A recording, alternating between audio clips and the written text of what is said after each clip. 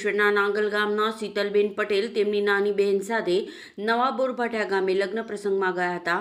તેઓ લગ્ન પ્રસંગ પતાવીને નાંગલ જવા માટે અંકલેશ્વરના ચૌટા નાકા નજીક આઈસ ફેક્ટરી સામે ઊભા હતા। દરમિયાન રિક્ષા આવતા તેઓ રિક્ષામાં સવાર થયા હતા।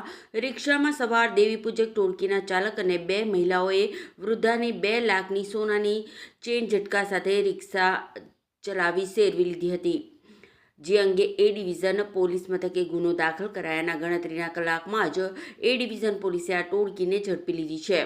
મૂળ ભાવનગરની દેવી પૂજક ટોળકીના હાલ અંકલેશ્વરની સિદ્ધેશ્વરી સોસાયટીમાં રહેતા અશોક ભગા દેવી પૂજક, શકુબેન અશોક દેવી પૂજક અને રેખાબેન ગોપાલ દેવી પૂજક રિક્ષામાં મુસાફરોને બેસાડી ચેઇન સ્નેચિંગના અંજામ આપતા હતા। અશોક રિક્ષા ખાડામાં, ટેકરામાં અને બમ્પર પર જાણી જોઈને ઝટકા ખવડાવી ચલાવતો હતો।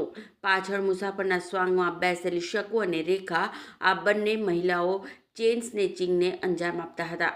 પોલીસે અશોક દેવી પૂજક, શકુ દેવી પૂજક અને રેખા દેવી પૂજકની ધરપકડ કરી સોનાની ચેન અને રિક્ષા કબજે કરી વધુ તપાસ હાથ ધરી છે।